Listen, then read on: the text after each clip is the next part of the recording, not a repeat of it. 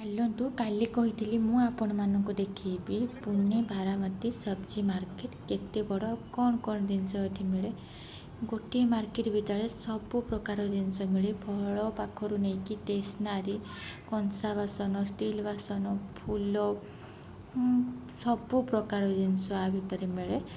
ଆଉ ସବୁ ପ୍ରକାର ପରିବା ବି ମିଳେ, କିନ୍ତୁ ଗୋଟିଏ ପରିବାକୁ ଛାଡ଼ିକି ସେଟା ହେଲା ନା ପୋଇ ଶାଗଟା ମୋର ଫେଭରାଇଟ୍। ମାନେ ଏଇ ଟାଇମ୍ରେ ଗାଁରେ ବହୁତ ପୋଇ ଶାଗ ହେଇଥାଏ, କିନ୍ତୁ ଏଠି ପୋଇ ଶାଗ ଟୋଟାଲ୍ ମିଳେନି। ଏଠି ସବୁଠୁ ବେଶୀ ପାଳଙ୍ଗ ଶାଗ ଆଉ ମେଥି ଶାଗ ଖାଆନ୍ତି।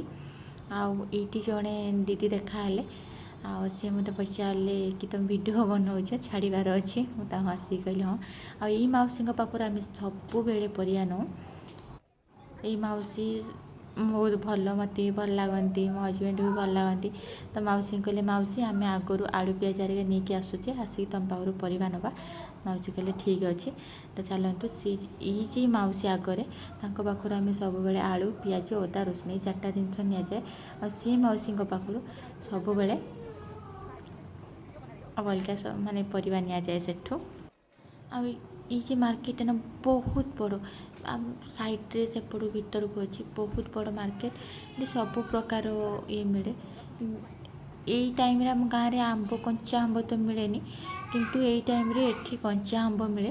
ବହୁତ ବଡ଼ ମାର୍କେଟ। ଏଠି ଗୁରୁବାର ହାଟ ବସେ, ଗୁରୁବାର ଦିନ ହୁଏ। ଆଉ ସେଠି ଦେଶୀ ଅଣ୍ଡା ବି ମିଳେ। ଦେଶୀ ଅଣ୍ଡା ଆମ ଗାଁରେ କେତେ, ଆମ ଗାଁରେ 15 ଟଙ୍କା ଗୋଟେ ଅଣ୍ଡାକୁ ନିଅନ୍ତି, କିନ୍ତୁ ଏଠି 10 ଟଙ୍କା ନେଇକି ନେଉଛନ୍ତି। ଆଉ ମୋ ହଜବେଣ୍ଡ ଆସିକି କହିଲେ ଅଣ୍ଡା ଫାଟି ଯାଇଛି, ତ ମୁଁ ଖୋଲିକି ଦେଖୁଥିଲି। ଆଉ ମୁଁ ଏଠି କଫି ବନେଇବା ପାଇଁ ଲାଗିଗଲି, ମୋ ଝିଅ ମୋତେ ହେଲ୍ପ କରୁଛି।